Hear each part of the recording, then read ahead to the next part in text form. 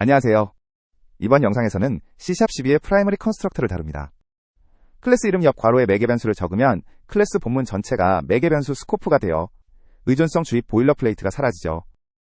레코드와 형태는 같지만 의미는 완전히 다르다는 점도 짚어보겠습니다. 이 코드를 보세요. 세 번째와 네 번째 줄에 밑줄 네임과 밑줄 에이지, 백킹 필드. 여섯 번째 줄에 매개 변수 네임 에이지. 여덟 번째와 아홉 번째 줄에 또 대입. 같은 이름이 4번 반복돼요. 더 큰 클래스에서는 더 심해요. 의존성 주입 5개를 받는 컴뱃 서비스가 19줄짜리 보일러플레이트가 됩니다. 세 번째에서 7번째 줄까지 필드 선언, 9번째 줄에서 17번째 줄까지 생성자 본문이 모두 같은 이름을 반복하고 있어요. C#12의 프라이머리 컨스트럭터가 이걸 정리합니다. 첫 번째 줄, 클래스 이름 옆 괄호에 매개 변수를 적으면 끝이에요. 세 번째 줄처럼 메서드에서 랜덤이나 스탯 테이블을 직접 사용 가능합니다. 18줄 보일러플레이트가 사라졌죠. 비유로 설명해보죠. 회사 부서 입구에 공동비품 목록을 적어두면 부서 직원은 따로 신청 없이 즉시 사용 가능합니다. 프라이머리 컨스트럭터도 같은 발상이에요. 클래스 이름 옆에 적은 매개 변수, 즉 공동비품은 그 클래스의 모든 메서드와 프로퍼티, 필드 초기화에서 별다른 절차 없이 즉시 사용할 수 있게 됩니다. 이 그림이 일반 생성자와 프라이머리 컨스트럭터의 차이를 보여줍니다. 일반 생성자에서 매개 변수는 생성자 본문 안에서만 살고 필드를 따로 두어야 하죠. 프라이머리 컨스트럭터에서는 매개 변수가 클래스 본문 전체에서 살아있어요. 메서드도 매개 변수를 직접 참조 가능합니다. 첫 번째 줄, 퍼블릭 클래스 플레이어 괄호 스트링 네임, int age로 헤더 자체가 생성자가 됐어요. 세 번째 줄에서 그림 메서드가 name과 age를 직접 사용합니다. 일곱 번째 줄처럼 일반 객체처럼 new 플레이어 홍 30으로 만들면 그대로 동작해요. 정의를 정리하면 프라이머리 컨스트럭터는 클래스나 구조체 이름 뒤에 괄호로 매개 변수를 적는 문법이에요. 그 매개 변수들이 클래스 본문 전체의 스코프에서 살아있는 변수가 됩니다. 컴파일러가 동일한 시그니처의 생성자를 자동 생성하고 메서드에서 매개 변수를 쓰면 비공개 백킹 필드를 합성해 값을 보관해요. 이제 IL을 보면 컴파일러가 실제로 무엇을 만드는지 드러나요. 단넷 팔랭 버전 12 릴리즈 빌드 결과입니다. 세 번째 줄과 네 번째 줄을 보세요. 컴파일러가 꺽스의 네임 꺽스의 P와 꺽스의 age 꺽스의 P라는 비공개 캡처 필드를 합성했어요. 컴파일러 제너레이티드 어트리뷰트도 함께 붙고요. 10번째에서 12번째 줄에 매개 변수를 받는 추엄 시터 생성자가 자동 생성됐습니다. 다음 페이지의 16번째와 19번째 줄에서 stfld로 매개 변수를 캡처 필드에 저장해요. 25번째 줄부터의 그린 메서드는 30번째 줄과 33번째 줄에서 ldfld로 캡처 필드 값을 읽어옵니다. 일반 클래스의 백킹 필드 패턴과 정확히 같아요. 매개 변수가 메서드에서 사용되면 컴파일러가 자동으로 백킹 필드를 합성하는 거죠. 프라이머리 컨스트럭터 매개 변수는 어떻게 사용되느냐에 따라 컴파일러가 다른 코드를 만들어요. 세 가지 패턴이 있습니다. 그림이 패턴별 동작을 보여줍니다. 첫째, 사용 안 함, 캡처 필드도 안 만들어져요. 둘째, 필드 이니셜라이저에서만 사용, 한 번만 쓰이고 캡처 필드는 안 만들어져요. 셋째, 메서드에서 사용, 캡처 필드가 합성됩니다. 첫 번째 줄, 매개 변수를 안 쓰는 노 캡처 클래스예요. 언유즈드 매개 변수가 어디에서도 쓰이지 않아요. 세 번째 줄 주석처럼 필드 선언이 한 줄도 없어요. 사용되지 않으면 캡처 필드가 만들어지지 않습니다. 컴파일러가 영리하게 처리해요. 세 번째 줄을 보세요. 그리터는 그리팅을 필드 이니셜라이저에서만 한 번 사용해요. 메서드에서는 안 쓰죠. 세 번째 줄 주석에 캡처 필드가 없다고 적혀있죠. 네 번째 줄에 메시지 필드만 만들어졌어요. 13번째 줄에서 생성자 안에서 즉시 콘캣 결과를 메시지에 저장합니다. 매개 변수를 보관할 필요가 없으니 캡처 필드도 안 만든 거예요. 세 번째 패턴은 메서드에서 매개 변수를 사용하는 경우인데 섹션 2에서 본 플레이어 클래스가 그 예시예요. 캡처 필드가 합성되는 걸 확인했습니다. 가장 중요하고 가장 위험한 사실이에요. 이 캡처 필드가 리드오니가 아닙니다. 메서드 안에서 매개 변수를 수정할 수 있고 수정하면 인스턴스 상태가 바뀝니다. 세 번째 줄을 보세요. 인크리먼트 메서드 안에서 스타트 매개 변수를 더하기로 증가시키고 있어요. 10번째 줄, 결과가 12로 출력됩니다. 매개 변수 이름이 스타트인데 실제로는 가변 상태가 된 거예요. 이게 함정의 시작이에요. IL을 보면 5번째 줄에서 ldfld로 현재 캡처 필드 값을 읽고 7번째 줄에서 add로 1을 더한 뒤 8번째 줄에서 stfld로 다시 캡처 필드했습니다. 일반 가변 필드와 IL이 동일하죠. 캡처 필드는 리드 온리가 아니에요. 세 번째와 네 번째 줄. 같은 매개 변수 X를 이니셜라이저에서도 쓰고 메서드에서도 쓰면 캡처 필드는 메서드 사용 때문에 만들어집니다. 두 자리에서 쓸 때는 캡처 필드가 보관소가 되는 거예요. X 표시 before C#11 이전의 보일러플레이트예요. 네 번째에서 여덟 번째 줄까지 리드 온리 필드 5개, 10번째 줄부터 매개 변수 5개 받는 생성자, 그리고 본문에서 또 5개 대입, 의존성 주입 5개에 18줄이 들어갑니다. 체크 표시 애프터 C#12 프라이머리 컨스트럭터예요. 두 번째 줄에 매개 변수 5개를 헤더에 적었고, 7번째에서 9번째 줄처럼 메서드에서 랜덤, 포뮬러, 스탯을 직접 사용합니다. 보일러플레이트가 0줄이에요. IL을 보면 5번째 줄부터 before 패턴과 똑같은 STFLD 패턴으로 캡처 필드를 채워요. 11번째 줄 주석처럼 나머지 셋도 동일 패턴이에요. IL 차원에서는 before와 after가 거의 같으니 프라이머리 컨스트럭터는 가독성 신문법이에요. 흔한 오해는 프라이머리 컨스트럭터가 레코드를 일반 클래스로 가져온 것이라는 생각이에요. 절반만 맞습니다. 문법은 똑같이 생겼지만 컴파일러가 만드는 결과물이 완전히 달라요. 두 번째 줄의 일반 클래스와 5번째 줄의 레코드 클래스. 형태는 비슷하지만 의미는 다른 두 선언이에요. 이 그림이 둘의 차이를 보여줍니다.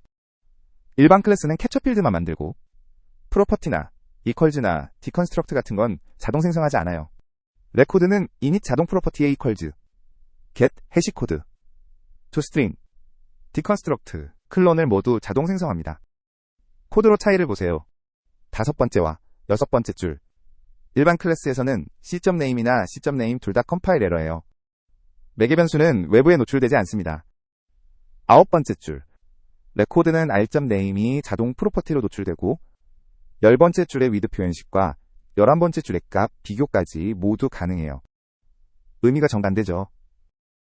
레코드의 IL을 보면 4번째 줄과 6번째 줄에 init backing 필드, 8번째 줄과 11번째 줄에 자동 프로퍼티, 13번째 줄에 equals, 15번째 줄에 get 해시코드, 17번째 줄에 toString, 19번째 줄에 deconstruct, 22번째 줄에 with 표현식용 클론 메서드까지 자동 생성됐어요.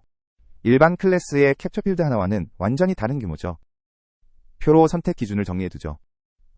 불변 데이터 모델, 값 비교, with 표현식이 필요하면 레코드, 의존성 주입 서비스 클래스, 매개 변수를 외부에 노출하지 않을 때는 클래스와 프라이머리 컨스트럭터, 그리고 유니티 모노 비헤이비어나 스크립터블 오브젝트는 둘 다 안 돼요. 일반 클래스의 인스펙터 필드를 써야 합니다. 유니티 게임 클라이언트에서 프라이머리 컨스트럭터가 빛나는 자리와 절대 쓰면 안 되는 자리가 명확해요. 체크 표시 좋은 예는 두 번째 줄처럼 순수 C# 서비스 클래스, 즉 포코의 프라이머리 컨스트럭터를 쓰는 거예요. 6번째와 7번째 줄에서 스택과 RNG를 직접 사용합니다.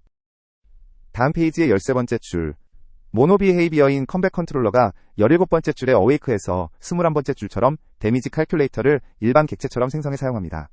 포코와 모노 비헤이비어의 역할 분리가 깔끔하죠. X 표시 나쁜 예는 두 번째 줄처럼 모노 비헤이비어의 프라이머리 컨스트럭터를 쓰는 거예요. 컴파일은 되지만 유니티 엔진이 매개 변수를 전달하지 않으니 맥스 HP는 항상 0이 됩니다. 정리하면 모노 비헤이비어 계열에는 절대 프라이머리 컨스트럭터를 쓰지 않습니다. 순수 C# 클래스, 즉 데이터 서비스 매니저 모델에서만 사용해요. 이제 함정 4가지를 봅시다.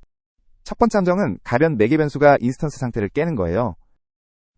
두 번째 줄에 스코어 보드가 이니셜 스코어를 받는데 6번째 줄에서 메서드 안에서 이니셜 스코어에 보너스를 더하고 있어요.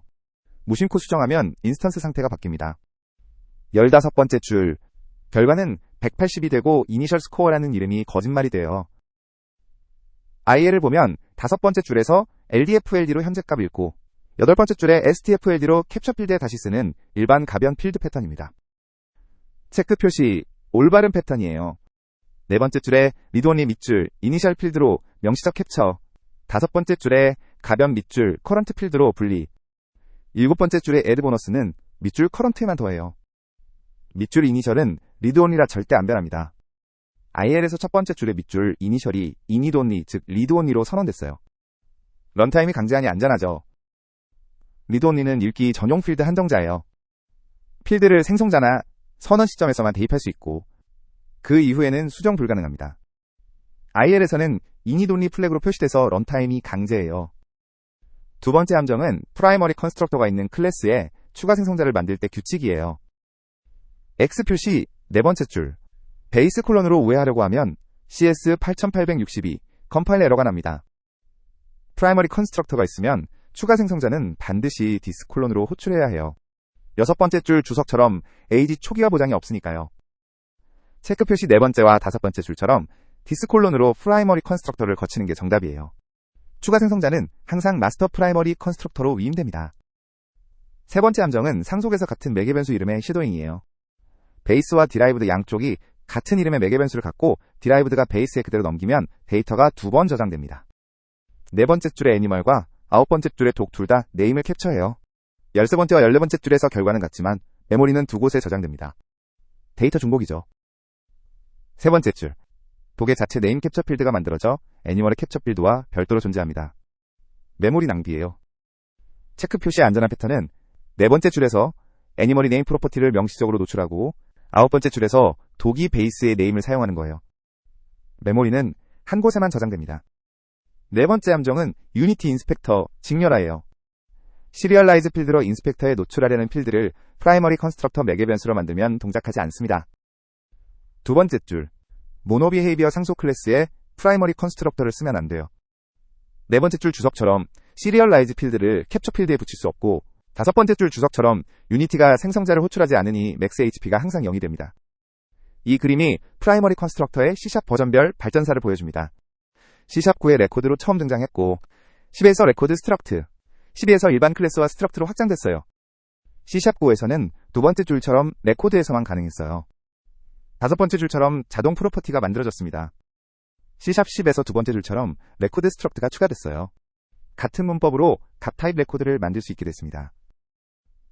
C#12에서 두 번째 줄처럼 처음으로 일반 클래스에서도 프라이머리 컨스트럭터가 가능해졌고 여덟 번째 줄처럼 일반 스트럭트에서도 사용 가능합니다. C#14에서는 파셜 클래스의 여러 선언 중 하나에만 프라이머리 컨스트럭터를 둘 수 있다는 제약이 정리됐어요. 코드 생성기와의 협업에서 유용합니다. 두 번째 줄의 사용자 파일에는 프라이머리 컨스트럭터를 두고 여덟 번째 줄의 소스 제너레이터가 생성한 파일에는 빈 파셜 선언만 있어요. 컴파일러가 합쳐서 같은 클래스로 봅니다. 마지막으로 레코드와 클래스의 IL 차이를 한 번 더 정리해 드릴게요. 레코드는 네 번째 줄의 자동 프로퍼티 베킹 필드, 다섯 번째 줄의 자동 프로퍼티, 여섯 번째 줄의 각 비교 이퀄즈를 모두 자동 생성합니다. 일반 클래스는 13번째 줄의 캡처 필드만 만들고 14번째 줄 주석처럼 프로퍼티나 이퀄즈는 자동 생성하지 않아요.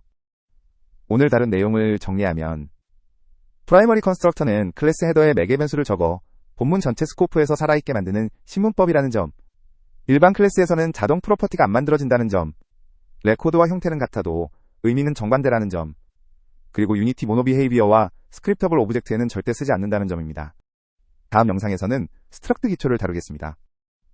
감사합니다.